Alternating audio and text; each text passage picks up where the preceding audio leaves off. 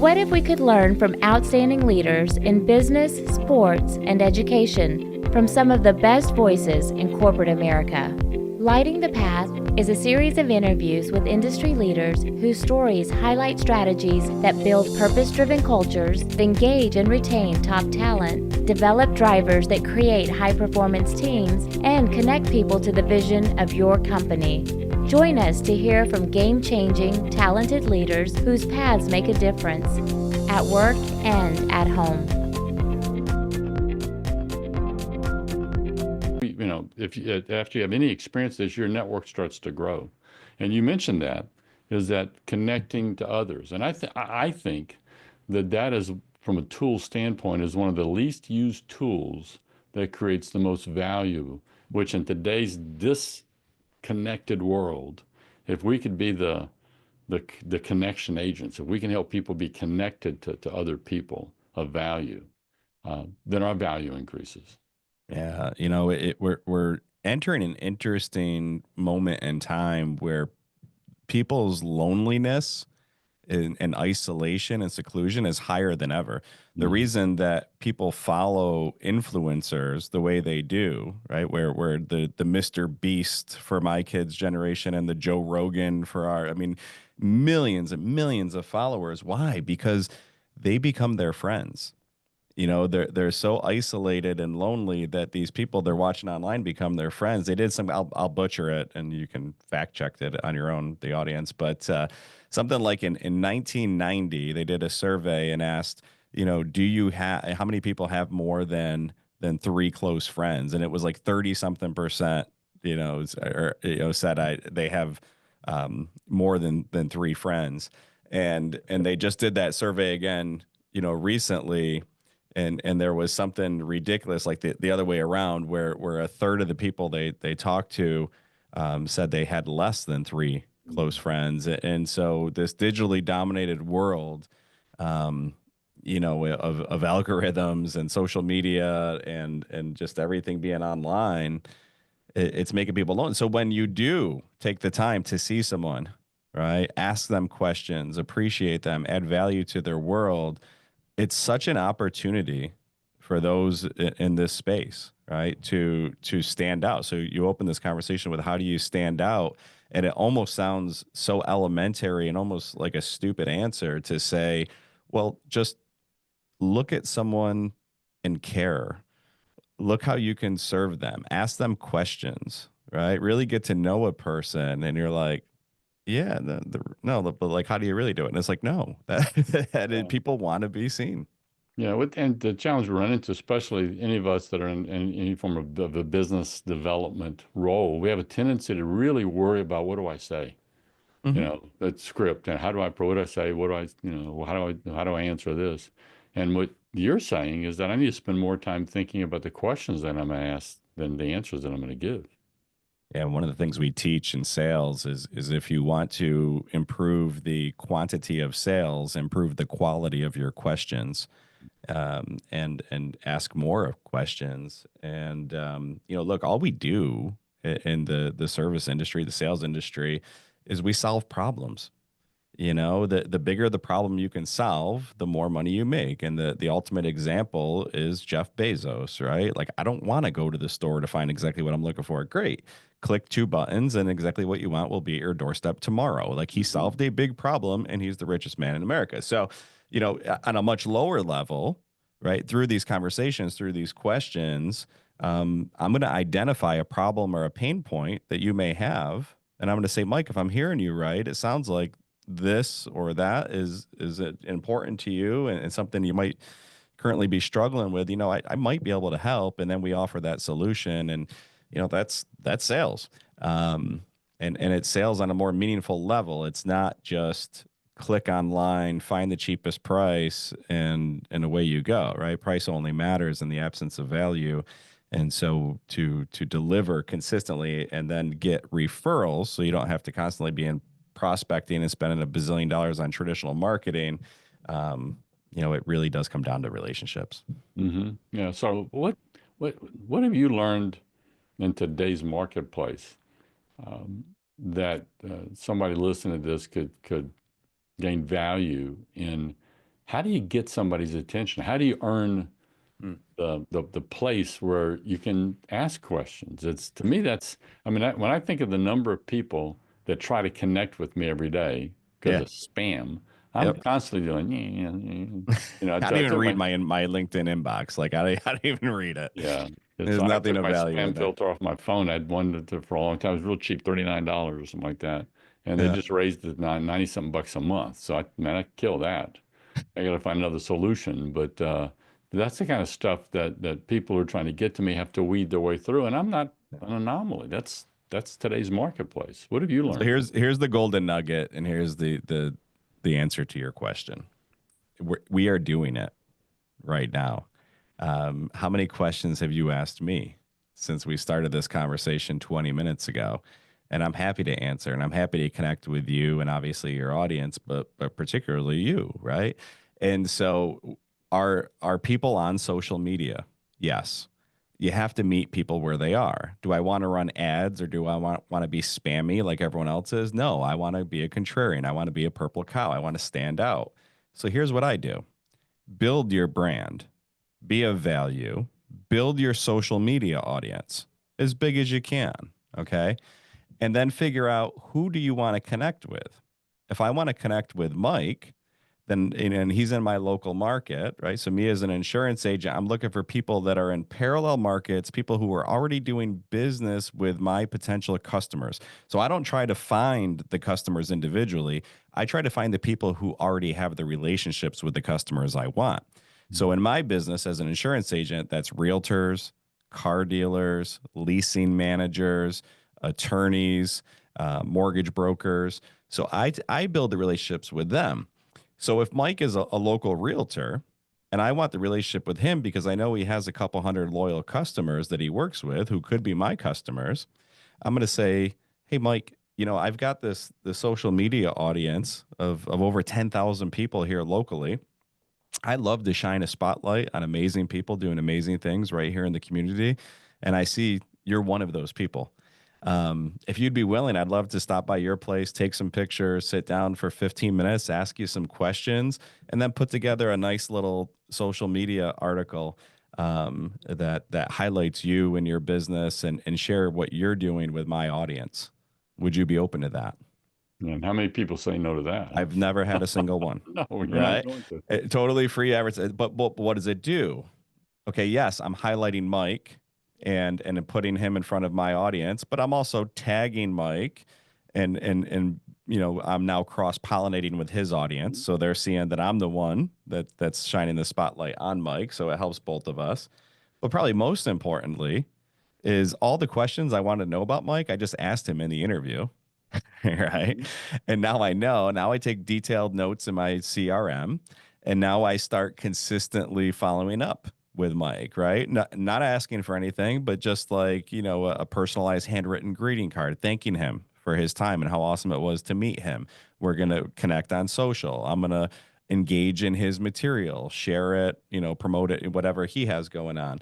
I might stop by with a thoughtful gift, in a couple months, but there's something I'm going to do every month in person or through snail mail, social media, email, what have you, gifting, to show up in a thoughtful, meaningful way consistently so that over time I am top of mind when it comes to Mike. And so to take that a step further, and this is what I was saying initially to answer the question, podcasting is the new media, right? YouTube and podcasts and shorts and reels, what we're doing here. Would we have connected, you and I, real life here, if it wasn't for podcasting? No, Probably no. not, right? COVID was a great blessing from the standpoint of it converted my office into a studio. Uh, Yeah, and same. it opened up doors. And so you and I think you're up in upstate New York, what I I'm in call New York. You're in you're in Houston. the real winter. Houston, I'm on a glacier. yeah, yeah. Yeah, Houston, we had snow. They called it a blizzard down here. You think it's a dusting. I mean, it's just that's the way things are. Yeah, but Uh, and before we hit record, I'm like, hey, Mike, I have a podcast. I'd love for you to come on, and away we go. Like, this relationship could be mutually beneficial. I hope it it's awesome. is. Yeah. and it all started with a conversation via this podcast. And so my wife and I started our area code here in the central New York, Syracuse area is 315. So we started a Love Living Local 315 podcast. And every week we invite a guest on and we do just that. We shine a spotlight on amazing people doing amazing things right here in our local community. It's a hyper focused podcast that has an audience of over 10,000 people here locally. So now I go to all the people that I network with and connect with, right, in the insurance world, and I give them the opportunity to be a guest, and then they promote themselves, build their brand, their business, things they have going on, and everybody wins, and they're grateful because how much money would it cost them to get in front of 10,000 people in this market to tell their story if they were to, to be on TV or radio or any traditional ways, thousands of dollars. I'm doing it for free. Right. Yeah. But the gift comes in the reciprocity. Yeah, I want to capture something what you're saying Yeah. right now that I think is really important, is that what you're describing is not just connecting with people who are after making sales. You're talking about connecting with people that you may serve in a marketplace that they're not interested in being on a podcast because they might get business out of it. That's one aspect of it. But it's a whole other thing you're making me think about, which is Yeah. you connect with people and in a way that makes them feel important, makes them feel valued. I'm thinking about the market that I worked with in executive search. I had controllers and VPs of finance, and they weren't front of the tip of the spear from a business development standpoint. But if I reached out to them and asked for help, or if I did something to increase their presence as a subject matter expert, to make them feel of value, the relationship with them grew. And that's what we're talking about today. The person listening to this may go, well, I don't have a podcast. That's not the answer. But if the person you're reaching out to and whatever you're trying to do to connect with them from your network, you can make that person feel important, feel valued, feel cared about, not just cared for, cared about. Yeah. Yeah. It's high value, isn't it? High value, so create the platform, that's what, it's the whole field of dreams. If you build it, they will come. Right. And it could be as simple as a newsletter. It could be a blog. It could be a vlog. It could be, just a social media post. It could be a podcast. Doesn't take much to start one. So whatever it is, build that platform that you're comfortable with. And then to your point, Mike, make them feel of value because they are. Give them the platform to shine. It's all about them. High ticket value that you're offering costs you very little. And all of a sudden you have a much deeper, stronger relationship with that person. And it's the goose and the golden egg, right? The golden egg is my potential customer in the insurance world, but it's very expensive and it's very cold to go after all the golden eggs out there the same way every other company's doing it. So I go after the geese that lay the golden eggs, right? And those are the people who are already connected to the people I want to be connected to. I build a relationship with them, and by doing so, they're excited to introduce people they know to me, and that's how the Referrals Done Right system works. Yeah, and I love this because of the it's taking the referral and putting it in a different sort of level of importance in the sales process.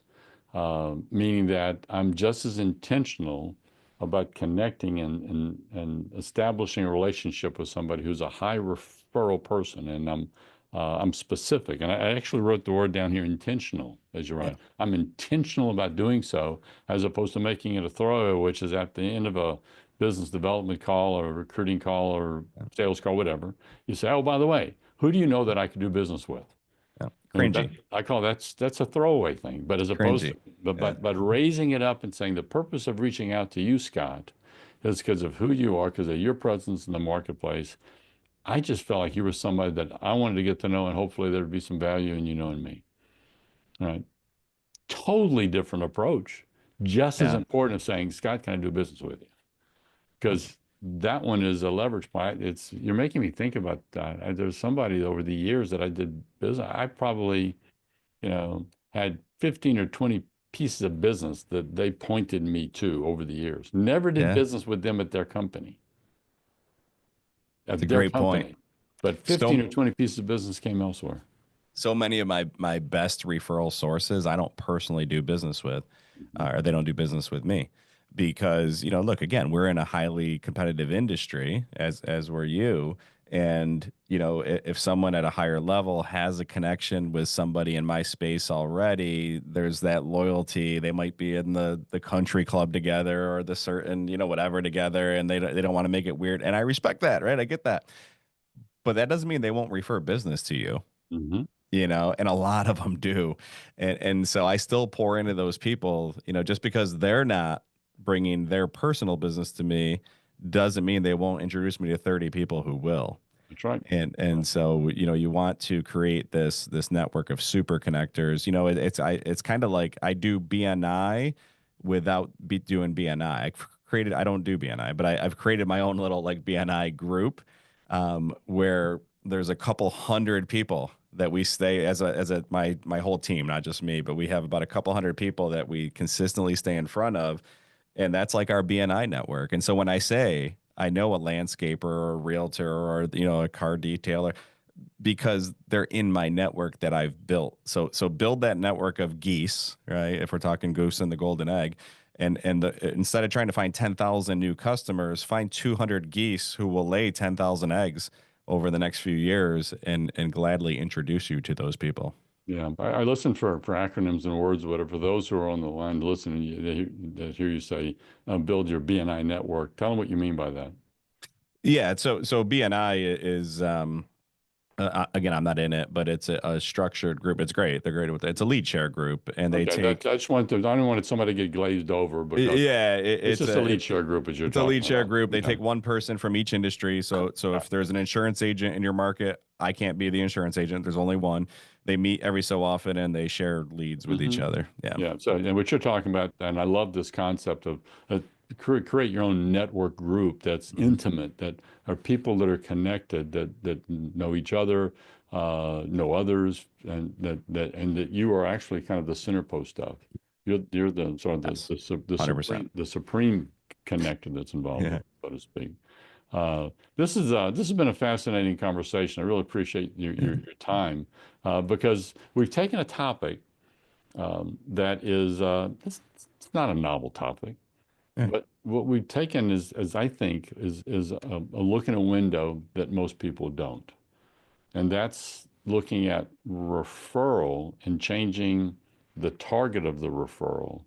How do you look for it? How do you develop it? How do you position it? And really build out a business plan to be intentional on a daily, weekly, monthly, annual basis, to build what I call them, again, from the South, grew up in a hunting community. I call them bird dogs. Mm. The pointers, the ones that can lead you where you need to go. That's one aspect of it. But in today's marketplace, that is so uh, uh, disengaged, to be a conduit of connectivity I believe, it's the heart of your message. That's might be the best recap and synopsis I've ever heard, Mike. I'm not BSing you. That was fantastic. Well said. Super. Well, if somebody wants to do some follow up, we talked about your book. I'm assuming you can get the book off your website, which we'll put in the show notes. Wherever books are sold, you can find it. And also the website is just my name, which is scottgrates.com. And all the different ways to connect with me are there. And I'm on LinkedIn and all the different social platforms. Just don't spam me, because I don't look at my inbox. Yeah, well, the fun part of that had to do with the fact in today's time. I mean, if you just want to just close your eyes, guess, and just kind of mentally picture Scott's book, Referrals Done Right, there's a possibility to show up on your doorstep tomorrow. I mean, it's with today's time, it's just you'll have that capability if you want to. So, and hopefully 1 million people do that. I have 3 kids to put through college, so it'd be great if 1 million people visualize that on their doorstep. That would be really cool then. And then one day Stephen King would wake up and go, "Today I was in front of Scott Grates. That's a good day." That's right. He's like, for one week, I beat him. That's it. So, Scott, thanks so much for your time and your Thank you, interest. Mike. Best of luck to you. Likewise. Thanks for joining us today on Lighting the Path, Strategies for Tomorrow's Leaders. If anything in this podcast speaks to you, if I've challenged you, or if you want to spend time digging into this subject a little deeper, or if you disagree with me, reach out. My contact information is on our website, lightingthepath.net, or email me at mike@mikelejeune.com. Also, look for me on LinkedIn. I'd love to connect our networks. Keep lighting the path for those who choose to follow you. It's more than a responsibility. It's an honor.